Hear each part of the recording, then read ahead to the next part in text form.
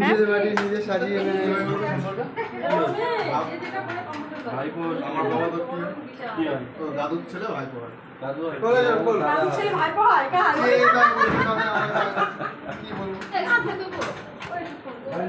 ডাক ডাক এ মামাই তুই থাম না, আমাকে একটু করতে দে, আমি দিয়ে দেবো তোকে, আমি একটু করবো। যা জমি যে ভিডিও করার কাছে ব্যস্ত